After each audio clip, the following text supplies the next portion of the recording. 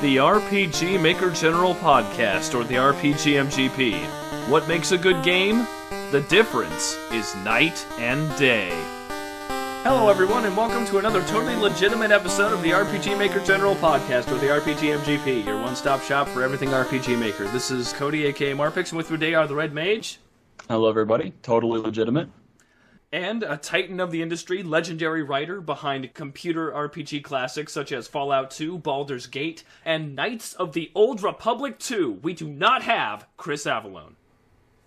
Alright, tell us a little bit about yourself, Chris. That was a good intro. I like that. I like that a lot. I'm glad to have you on the program. We've been playing a lot of D&D lately. I guess 2018 is the year of D&D. A lot of actors are playing it. You know, we have Critical Role streaming it and all that kind of stuff. Mm-hmm. And we figured we'd share our adventures for a little bit because that's what we got going on this month. Like, literally, that's what we got going on. Yeah, it's not a whole lot. Yeah. My campaign's been all right. I play a dwarf cleric named Tumpet.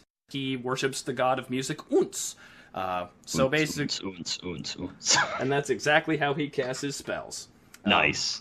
Yeah, because our DM wanted us to try something different, because, like, for the past several years, I've been a bard, right? And, like, I do the speech checks, I do the skill things, I cast dumbass spells. Well, now I cast important spells. I'm still the speech guy because no one decided to be the speech guy.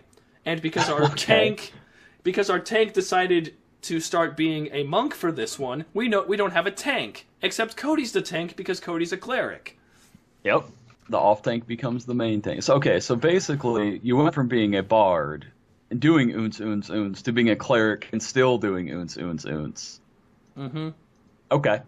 Yes, I don't get to cast summon butterflies anymore. I get to cast, like, spare the dying. Which, it's a lot less fun, but a little more important. Just a little bit. Yeah. We ended our first adventure last week. We had a bunch of clam diggers who stole, like, a lord's gold and ran off with it. Instead of the ending being a boss fight, it was, well, we found some gold that belongs to some ghosts, and they're not gonna miss it if we give it to you. So, it was me carrying everybody's weapons so that they would feel safe. Like, I walked with this guy, my arms full of fucking weapons, dug up a hole, avoided the traps our rogue put down, showed him the gold that we stole from the ghosts, and then took the Lord's gold back to the Lord.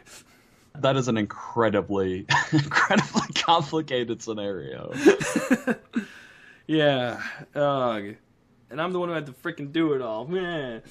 Yeah. No, I've in our last game, I play an Aasimar fighter. Aasimars are descended from angels and you know, other good deities. So he's basically a paladin without technically being a paladin, but he is Adam Relar Varen, Knight of Last Wall, which is how he introduces himself to everybody. So far, he's introduced himself like that to two separate demons, one of which has currently possessed one of our other party members, who's a berserker, barbarian. Whenever he rages, he immediately gets a death rage to kill my character. So he can't rage without making a will save. Oh, shit. Meaning, because he's a barbarian, he's not going to make the will save. So, he just doesn't rage. So he's just kind of handicapped because I introduced myself like that to everybody. But in the last campaign, we were tracking down this guy because someone stole an incredibly magical artifact, sold it to like a tribe of orcs that were now all becoming super arcane orcs and attacking Lastwall, which is where Adam's from. With that, the one person we needed to talk to, we tried to get into to have just a normal talk. And we have a bard, but our bard is like a 17-year-old girl that's like about 5'2", not very imposing. She looks like she's 14. There used to be a guy. There several things have happened to this bard since then. But anyway, tries to go in, tries to like knock on the door. Whoever it is doesn't want to talk to this young little girl that obviously isn't important in any way. Do you have a moment to spare for our great Lord Azeroth? No, it slams door in face.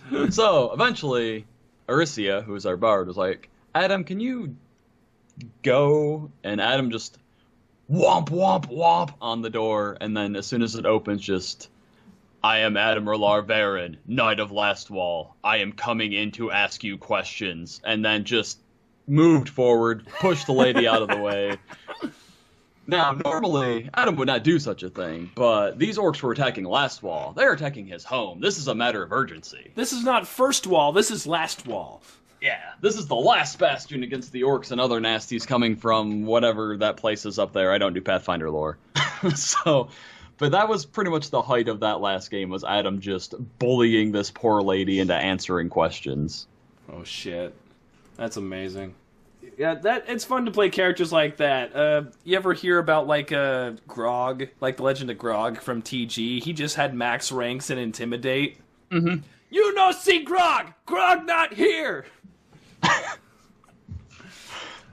I thought of, like, when I was making Adam, I was originally going to do something like that, but then I was like, no, I don't want to copy. I don't want to copy what somebody else did. It's really funny, but... So he's just kind of intimidating, but lately I haven't even needed to, like, roll Intimidate, because apparently just the way that Adam is, which is... I don't know, like 6'5" and massive and in shining silver plate mail and just the very epitome of the paladin. No one really questions anything I do anymore. I haven't had to roll Intimidate in like 4 game sessions. Word has spread.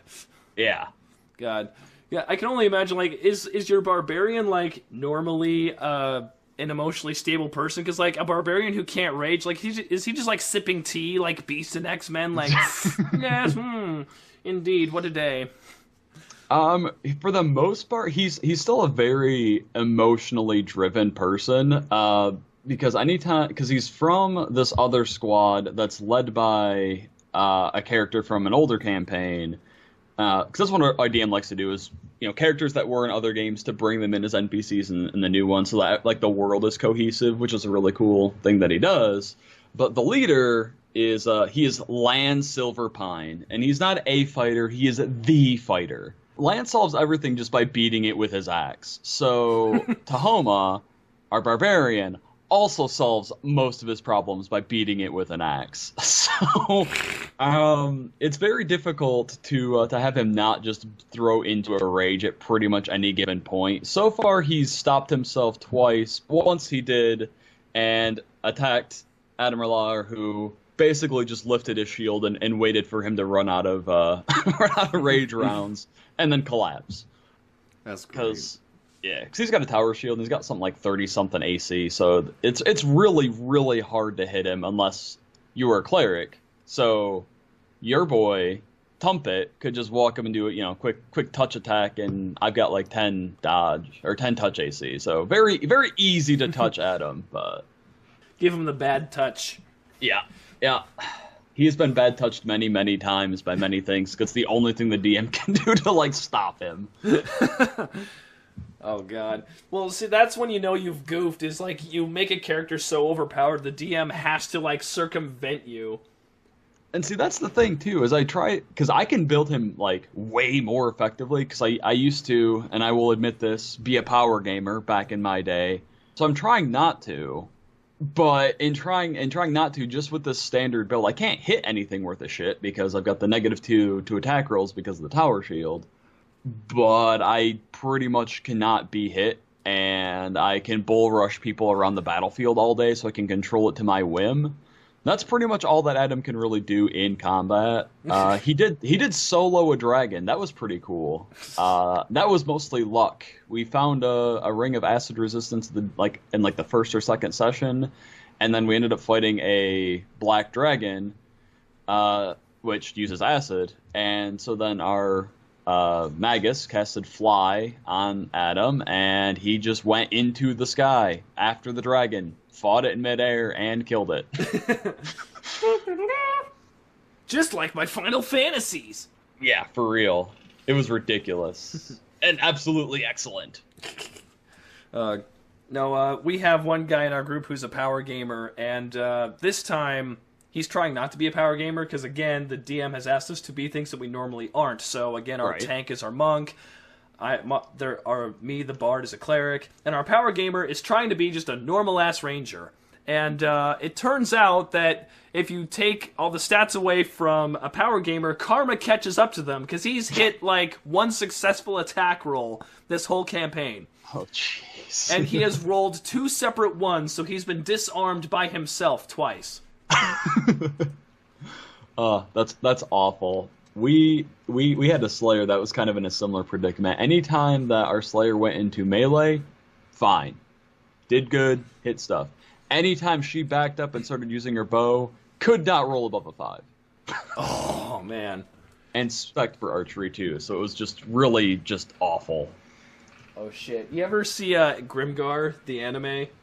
I have not. Okay, one, you should watch Grimgar. It's right up your alley, and it's really good. Okay. It's like Sword Art Online, except everyone is a functioning adult with a brain. Oh yeah, you were talking about that before. I do have it on my to watch list. I looked. Yes, okay. I've just not gotten around to it. Okay. Yeah, like Crunchyroll has it in Japanese, but the dub is also good. Okay. Yeah, but anyway, their archer Yume, she sucks with a bow. Like she just full stop understands I suck with a bow, but one of us had to be the bow using person, and it's me. So she starts specking herself into like her melee skills. Okay. Yeah, and I thought that was a pretty cool way to handle it. Like, the character understands they're never going to be good with the bow, so they just make the best of what they can. Right. Yeah. I can dig it. Yeah, Grimgar, it was dubbed by Funimation, and it was really surprising that Funimation did it, because I only recognized 2 names. Like, for 10 years, Funimation had the same roster of actors, and like, right. Oh, look, it's Todd Haberkorn and Cherami Leigh and Leia Clark, and like, they're all good, but you recognize them after a bit. Yeah. It's kind of like watching an Adam Sandler film. You see the same characters, the same actors in every single film. Yeah, yeah, exactly. I mean, they try to be different, but at the end of the day, that's Adam Sandler. That's like, he doesn't really do anything different. That's Adam Sandler. That's Steve Buscemi. That's his other friend from the other 5 movies. Like, right. Yeah. So, like, in this one, Todd Haberkorn has a tiny role. Someone else has another tiny role, and then it's people who I've never freaking heard of. Like, wow.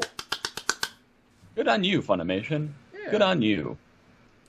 See where you talk about video games? Oh, hold on. We have not asked Chris. So, Chris, how's your D&D stuff going? You know, you wrote a lot of modules back in the day. How you doing? Fascinating. That's an interesting take. I like that. That's the kind of stuff you only think of with those decades of experience.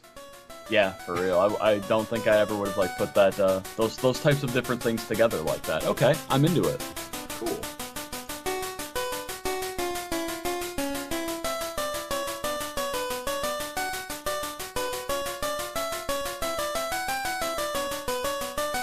The game we're covering today is Night Quest. It was made by Taito back in 1992. So, even older than RPG Maker itself, I don't know how they managed to release it on the engine. Yeah, I was gonna say, like, once we introduced the title, I'm like, Night Quest, man, that just sounds like a really low budget, bad RPG Maker game. But game was surprisingly fun, actually. It's kind of like Quest RPG, like, just the name is so generic, like, what the hell am I playing? Right. So, Night Quest stars a 14-year-old named Will, who on April 1st, the first day of the festival, he goes to the king and asks the king, hey, can I be a knight? And the king sends him on a fool's errand to kill the Goblin King, which no one so far has accomplished. But Will, being 14, he's middle-aged as far as medieval times are concerned, he is mature enough to take on the challenge, eventually finding himself face-to-face with the Dark Lord. Ooh. Yes. In this game, your sole party member is Will, and the way they handle his battling stuff is magic is bought, so it's a one-time use spell, and there's a couple weakness resistance things, but you don't really have to worry about them in the context of the game. What you really want to worry about is your attack commands. Yes, plural. You don't just have attack in this game. No, sir. You have 4 different attacks, each named after birds. You have swallow, seagull, falcon, and eagle, and like their various slashes and stabs, and everything has its own weakness, and like I really enjoyed that from that game. And another thing is the graphics for its time are amazing. Yeah, they are very, very good. Very good. I currently have one of the battle sets as my wallpaper on my desktop, as a matter of fact, right now. But yeah, no, for their time, especially the monsters too, are very well designed. Will is kind of like, especially like once you get further on in the game, you kind of see how the monsters kind of evolve, and you kind of see too how the artists have like started to do more with the monsters, because like you've got the Axe Knights that are at the very end of the game that are like super, super detailed. By comparison, by the end of the game, Will looks kind of plain compared to them. All things considered, the graphics on this game are really very, very good. The pixel art is top notch.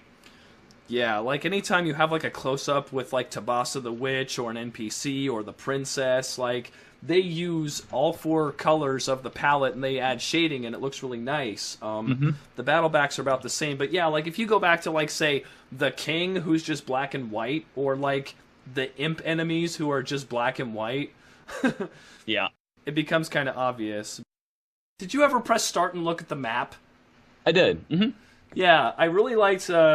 Like not only did it look amazing, but it also had like after you beat the Goblin King, Pierre's tower shows up on the map. Yep. And after you beat Pierre, the tower disappears.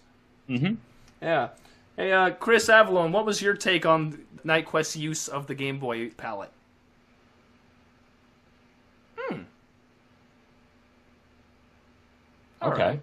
Okay.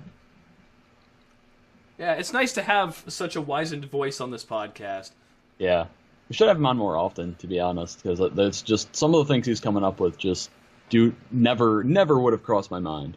Yeah, and this is why we're the amateurs and he's the paid professional. That's true. God.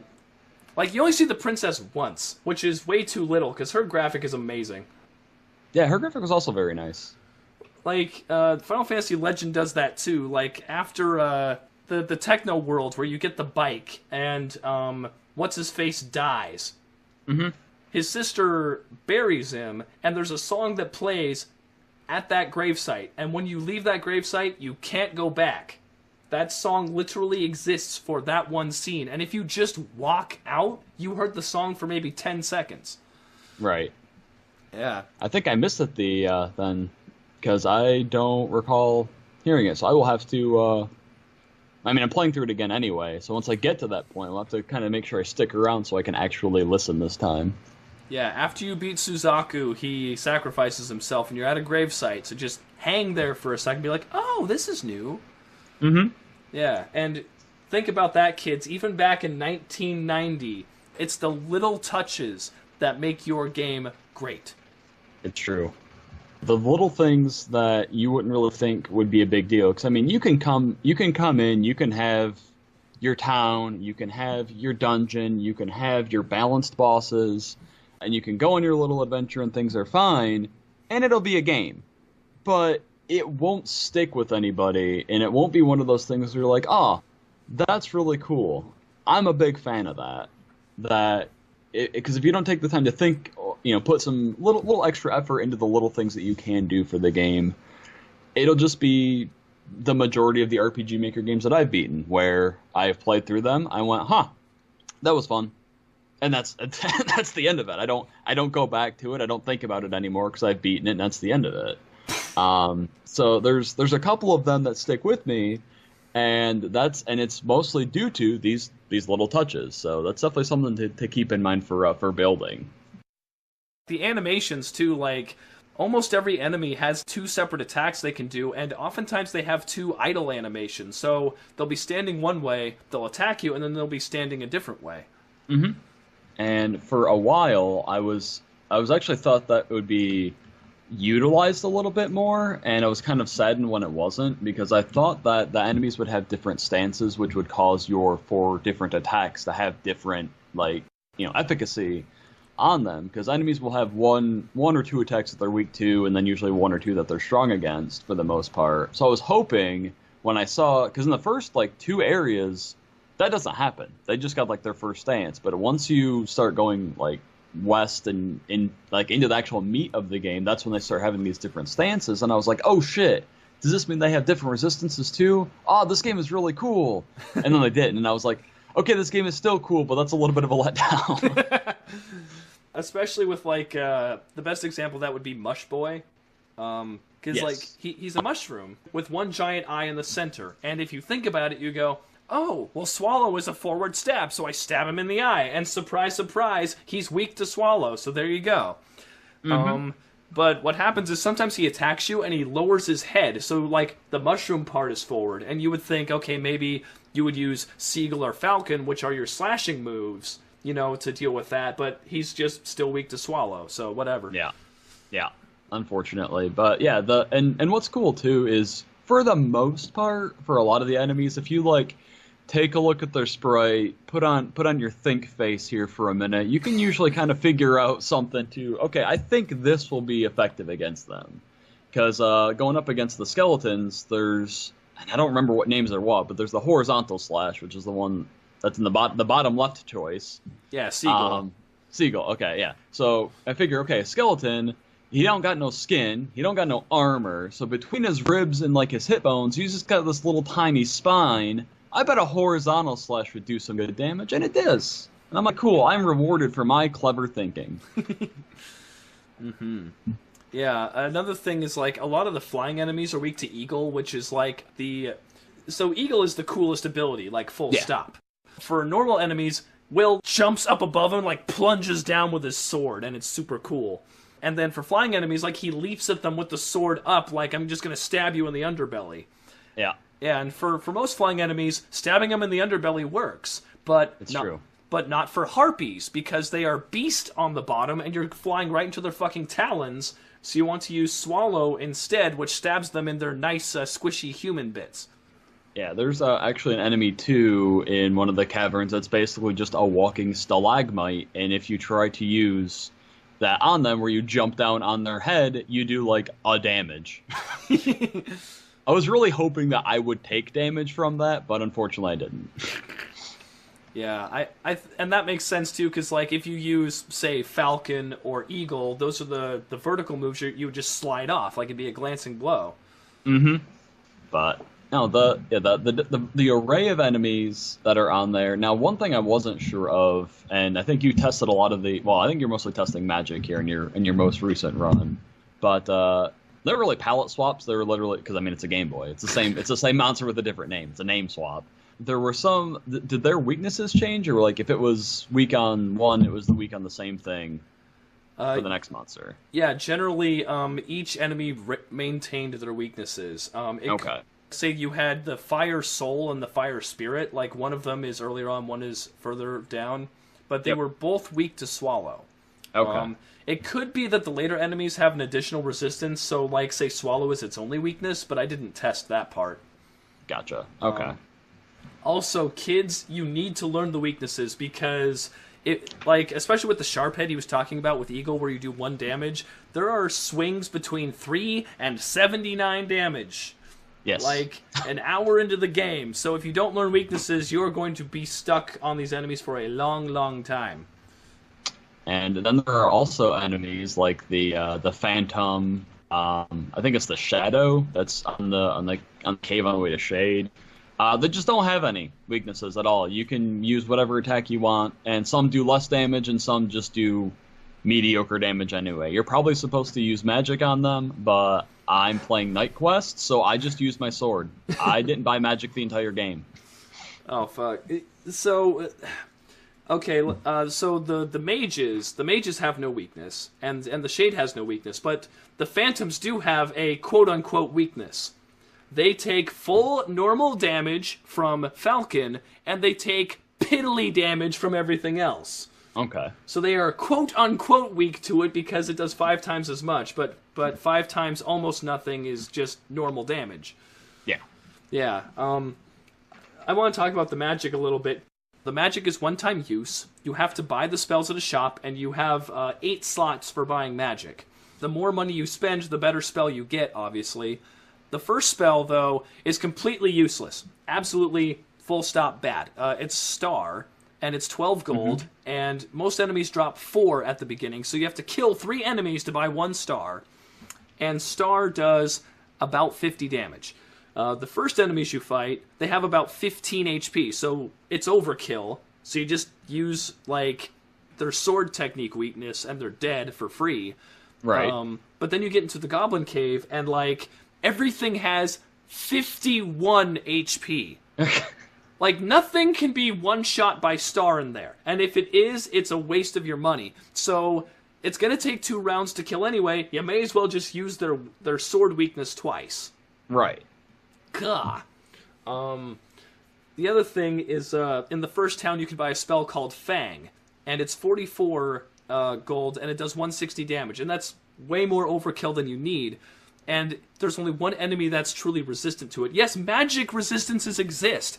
And this is why Star is, once again, the most worthless spell, because there are enemies at the end of the game, and I tested this, who are quadruple resistant to Star. They take 12 damage. When your weakest attack will do 12 damage. Even if they weren't weak to Star, you would do 50, which your sword would do more. Like, 90% of the time. So why do you have a Star, and why are you thinking to use it on an enemy with 600 HP?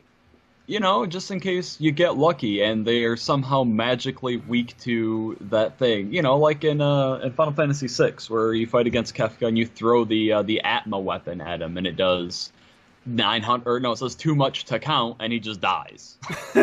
What? Yeah, they're in one of the earliest releases of it. They got fixed in later versions. If you take the Atma weapon, which is the big old lightsaber, and you use it with Shadow, and you throw it at Kefka, it just says too much to count, and he dies. It's excellent. But no, I mean, I can kind of see just the I wonder if this Dark Lord, you know, didn't really ever figure in anything with the weakest magic possible. Maybe he just assumed that everybody would be so, you know, using all these other spells that he just didn't. I don't know. Oh, and it would work, but it doesn't. Like the story of Baldur and how Loki made a spear out of thistles because Baldur's mom never thought to ask the thistles not to harm Baldur. Right. Yeah, that's a funny story. Baldur is such a bitch in Norse mythology. I don't know anything about Norse mythology besides Baldur, okay? And, like, Baldur is such a weak little bitch that his mom went to literally everything in the world and asked it not to harm him. She went to the trees. She went to iron. She went to stone. She asked, "Hey, stones, can you not hurt my baby boy Baldur?" And they went, "Sure." And never did she think to ask the lowly thistle, which is like a plant, okay? Yeah. Yeah, so, like, the national pastime for the next month was throwing shit at Baldur and watching it bounce off. So, like, you swing a sword at him, the sword bends, you throw a stone, it just drops, okay? And Loki, being Loki, the trickster god, he goes to Baldur and says, "Hey, Baldur, can I throw the spear at you?" And Baldur says, "Sure!" But Baldur doesn't know that the spear is made out of thistle, and his mommy never thought to ask the thistles not to harm Baldur. So, KO! It just drops him right there, dead. Okay, so, I mean, how do you make a spear out of thistles? Because thistles are, I mean, they're like a pokey plant, but it's not like they're particularly hardy. Like, I guess Loki is a god. He could probably do some fancy magic to him. I'm just thinking of, like a handful of thistles and just kind of like throwing it at him. And he'll just be like, "Ah!" and then falling over and dying. But how do they make tools in prison? Like, where there's a will, there's a way. Yeah, I guess that is true. If you are truly dedicated to killing Baldur for no reason other than being an asshole, I guess. Yeah, that's kind of Loki in a nutshell. Yep.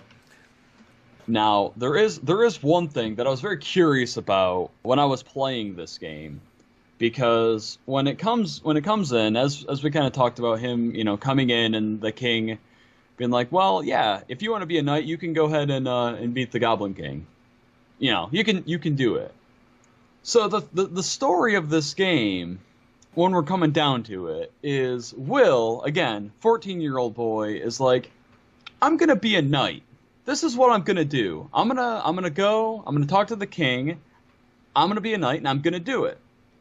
And he goes in, and he does it, and he comes back, and the king is like, "Oh, wow, you did it. Okay, we have another problem." And you're like, "Don't worry, boss. I'll solve that too. And Will just continues to to do it. It's kind of a power fantasy, but more than that, it's kind of a giant, big analog for capitalism. Because the idea of capitalism is anybody can succeed and be profitable if they put their time and effort and dedication into it. And Will, starting out, you have to go and fight a slime, and then come back and heal, and then fight a slime, and then come back and heal. And you have to do that a couple of times until you have leveled up. And then you are struggling to fight a slime, and then a mini-demon, or an imp, or whatever they're called. And then you do that a couple of times. And you put forth this time and this effort, and you build this business. I mean, you build your character up to be able to just be on the level with everything else. And so it is my opinion that Knight Quest is just a capitalism allegory, because Will wants to be a knight, and he sets out and he becomes a knight. In fact, he becomes the most powerful knight in existence, so powerful he brings back an old lady from the dead with no explanation.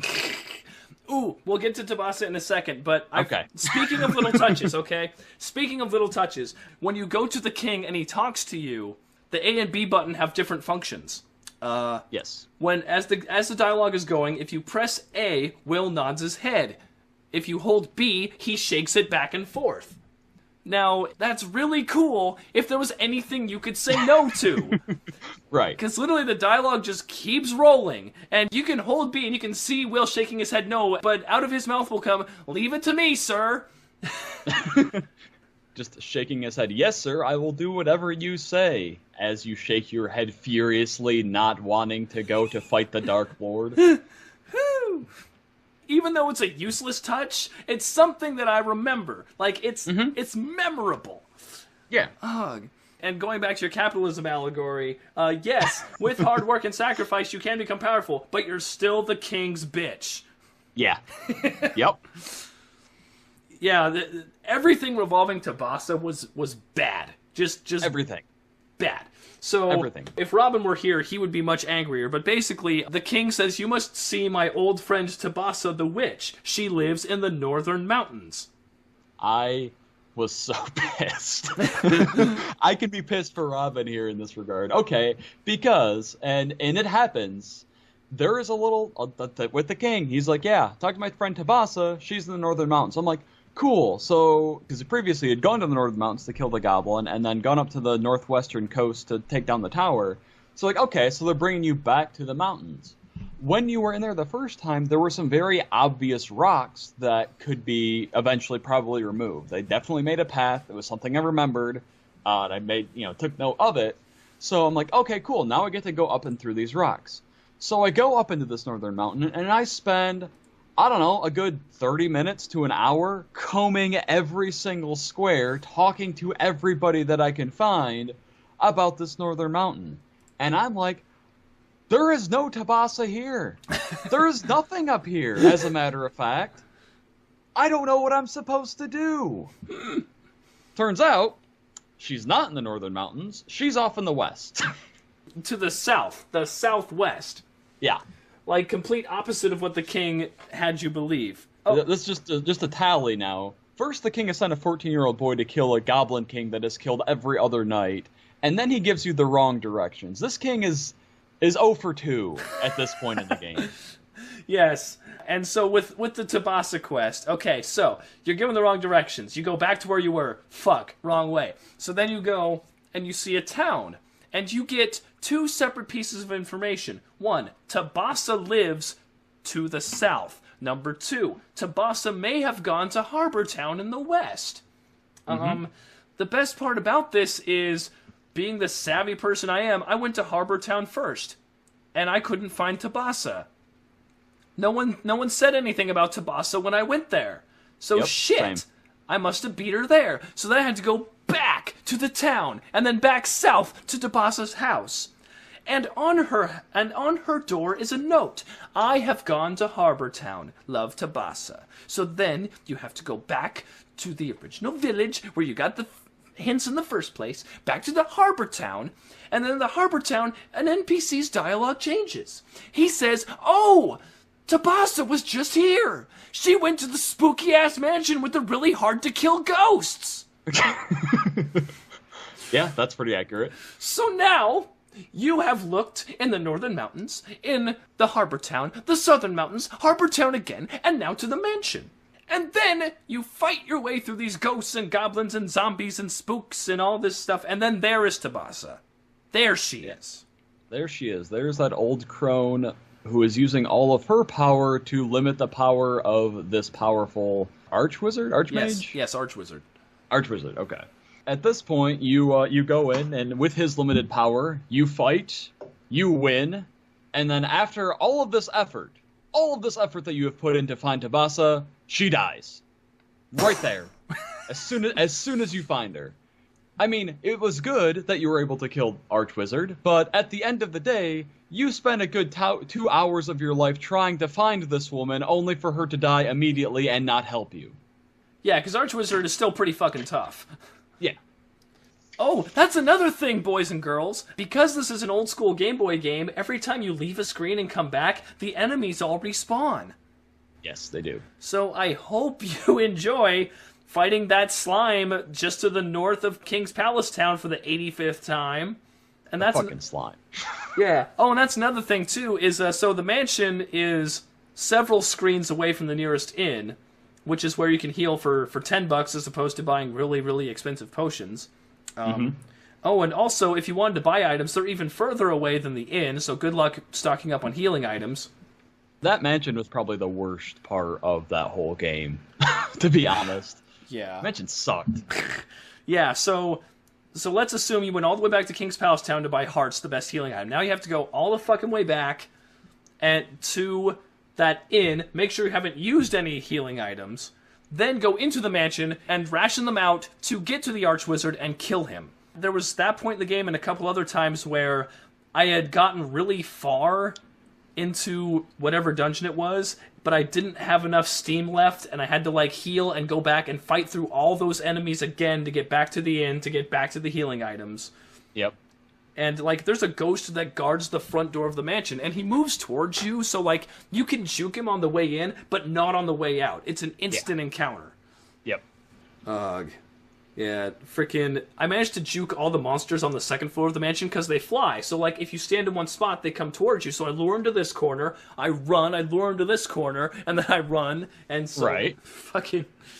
God. And see, on the other hand, because I played this game like I play Pokemon, like I play every RPG that I play, I will fight and kill everything on every single screen.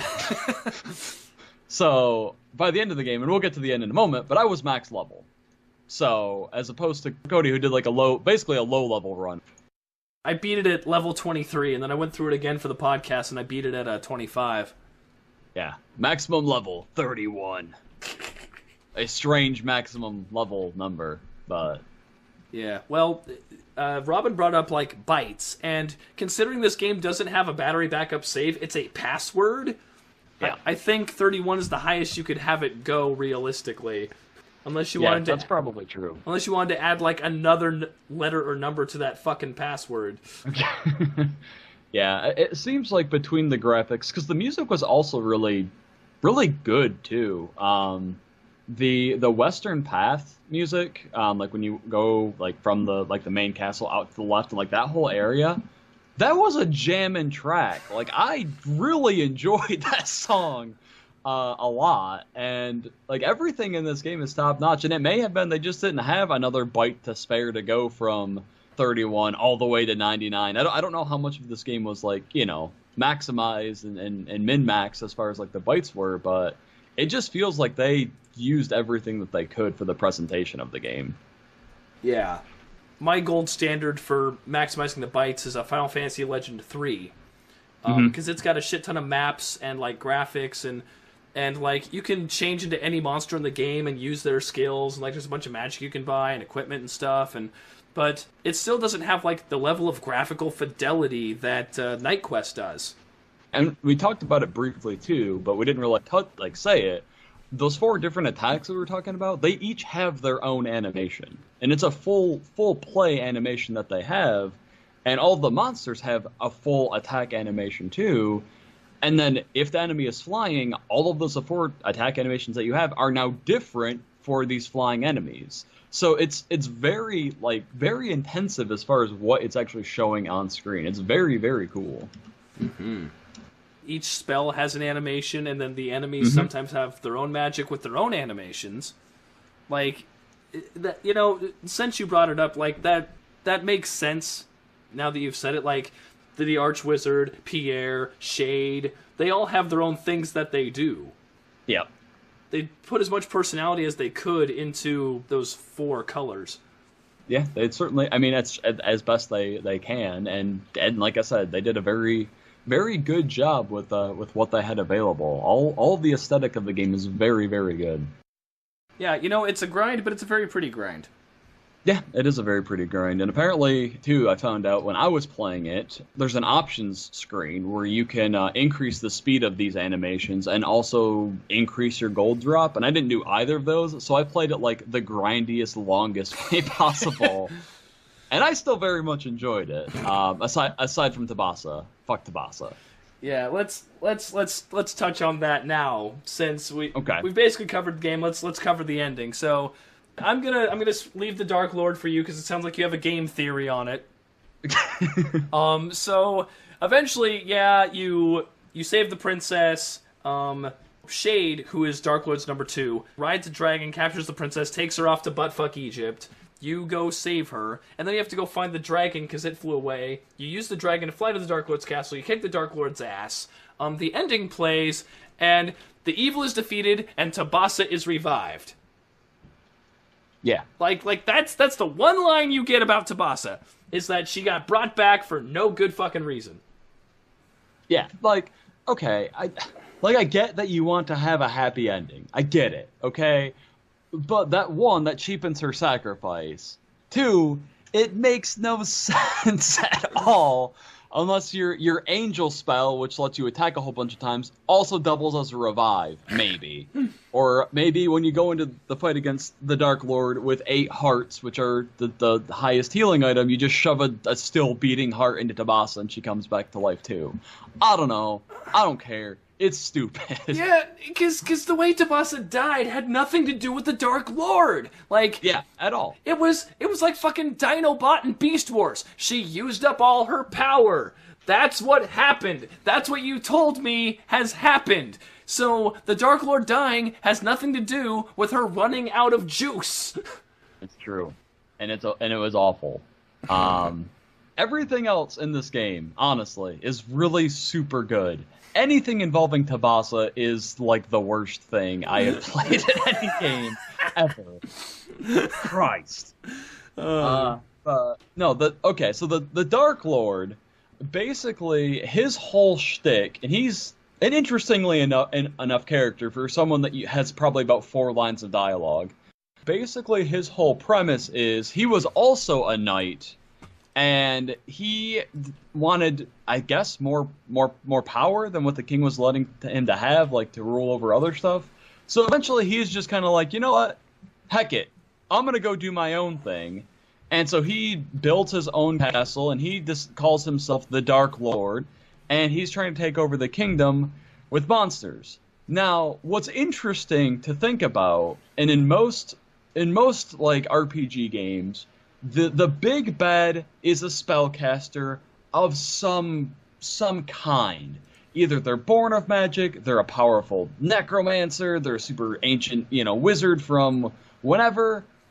The Dark Lord is literally just a Garland from Final Fantasy I, okay? He's a knight who betrayed his kingdom. When you go up and you fight him, he's just got sword attacks, as far as I remember. Yeah. I don't think he does anything else. So he's just a knight. So you've got Shade, who can tame dragons. You've got Archwizard, who is obviously an Archwizard. You've got Pierre. You've got all these people who are super powerful, like, spellcasters. And they're all like, yes, sir, right away, sir, to this dude in armor and a sword. So, and I mean, he is pretty badass. And what's very interesting is that even at level cap, he still happens to have 5 more hit points than you do.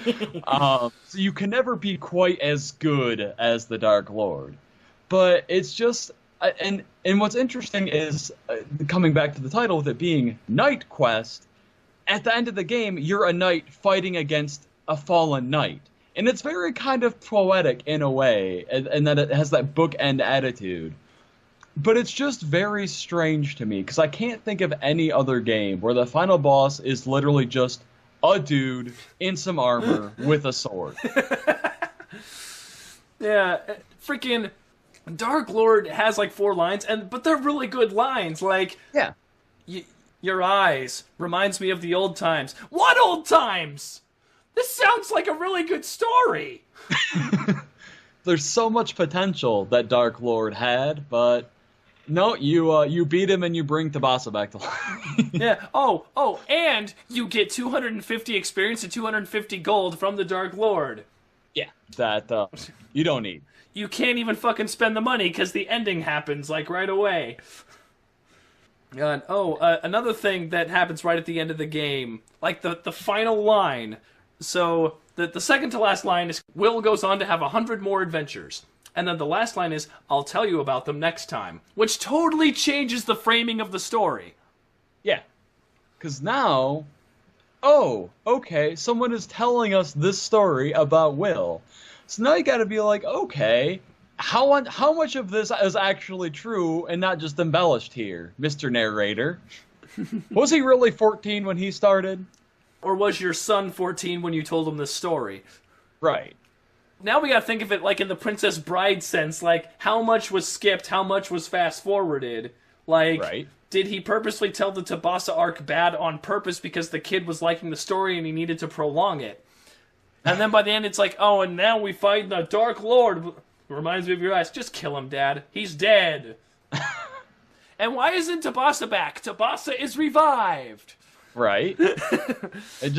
It very much seems like in that capacity that it's just a story, and it's not really the best story, but it works and the gameplay is fun. But there's a lot in there that is just kind of artifacted, I guess would be the best way, because this is an old game, and I'm sure for its time it was probably really well received and good. Oh yeah, like for its time, phenomenal. On the console that it's on, amazing.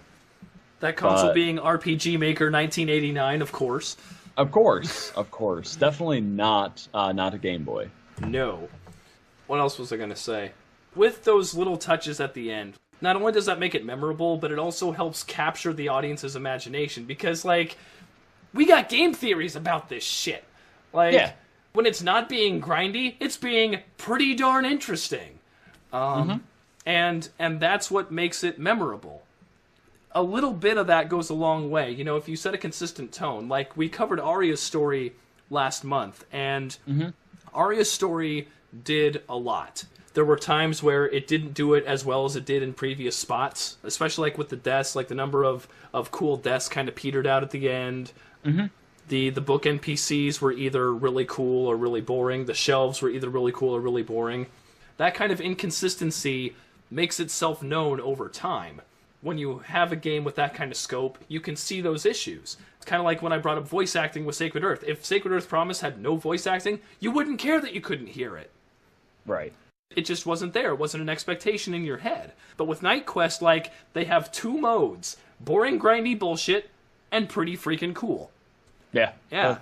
That's a pretty accurate thing then for it, yeah. Yeah, and when it stops being boring, grindy bullshit, you know it's about to be pretty freaking cool.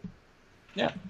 And that's kind of like a really interesting dynamic that it's got, and it's kind of, you know, for a Game Boy game that admittedly is not very long, it's just kind of very indicative of the times of that. This is what we want to put in the game. How do we, like, combine these? And they're just kind of like, I don't know. So they put everything in as best they can, and it works for what it is. All right. Yeah, Chris, what are your thoughts on making a memorable video game?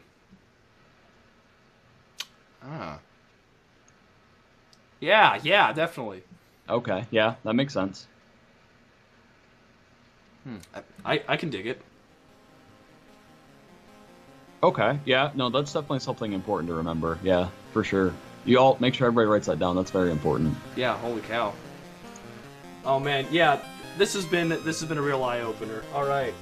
Thank you all for listening to this completely legitimate episode of the RPG Maker General Podcast of the RPGMGP. This is Cody, and we'll catch you all not tomorrow.